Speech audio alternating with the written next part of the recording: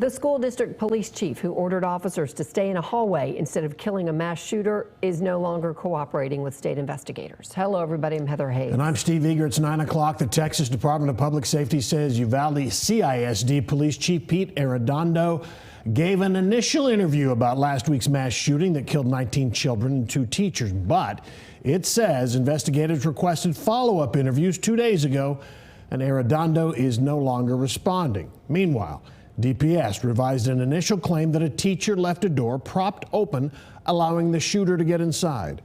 And the first of nearly 24 funerals today as the community continues its long mourning process. Fox 4's Stephen Dow live tonight with the latest. Stephen. Exactly 1 week since the tragedy, the first 2 of 21 funerals happened today in the community of Uvalde. This as investigation details have once again changed. The first 2 of 21 funerals took place in Uvalde Tuesday, 1 week after the deadly mass shooting at Robb Elementary School that killed 19 children and 2 teachers. And state investigators looking into the failure of protocol that kept police from killing the gunman more than an hour after the first 911 call says the man calling the shots that day is no longer cooperating. Tuesday, a DPS spokesperson said Uvalde CISD Police Chief Pete Arredondo hasn't responded to follow-up interview requests from the Texas Rangers, who are investigating the response to the shooting, saying in a statement, quote, "The Uvalde Police Department and Uvalde CISD Police have been cooperating with investigators." The statement went on to say the chief of Uvalde CISD Police provided an initial interview but has not responded to a request for a follow-up interview with the Texas Rangers that was made 2 days ago. Last week, DPS said Arredondo was the incident commander during the shooting, believing the gunman to be a barricaded subject and ordering officers to wait in the hallways outside of the classrooms where children were still calling 911. He's taking a lot of heat for sure, but I think that every agency that was at that scene should be taking heat. Listen, active shooter protocol say you go in. Meanwhile, DPS changed a key piece of the timeline leading up to the shooting. Here's what DPS Director Steve McCraw initially said last Friday, describing how the shooter got inside the school. The suspect vehicle crashes into the ditch, as previously described. The teacher runs to the room 132 to retrieve a phone, and that same teacher walks back to the exit door, and door remains propped open. It turns out the door was not propped open, but instead unlocked when Salvador Ramos entered the school.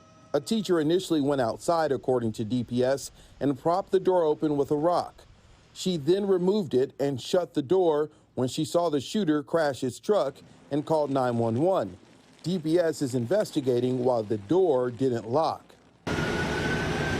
The changing details in the investigation has been a source of frustration in the community, one that's starting the process of saying final goodbyes to their loved ones. 10-year-old Amarie Jo Garza was the first student laid to rest. Hundreds of mourners gathered at the Sacred Heart Catholic Church in Uvalde, asked to wear purple, her favorite color. She was remembered for her kindness, but also her bravery. She was one of the students to call 911 during the attack. 10-year-old Mati Rodriguez was also laid to rest Tuesday evening. Her family says she was an honor student who enjoyed learning about animals and the ocean. Wednesday, the burials will continue as 2 more students, Jose Flores and Nevea Bravo, and their teacher, Irma Garcia, are laid to rest. We just need to be there for each other. We need to support each other. We need to love each other. New tonight, the mayor of Uvalde confirming that the school district police chief, Pete Arredondo, was sworn in privately to his city council seat. He was elected weeks prior to that shooting last week. The ceremony was private out of respect to the families, according to a statement from the mayor of Uvalde. Also today, Governor Greg Abbott issuing a disaster declaration for Uvalde County. According to the governor's office, they said that this was the first time since he's been governor that he's issued a disaster declaration following a mass shooting.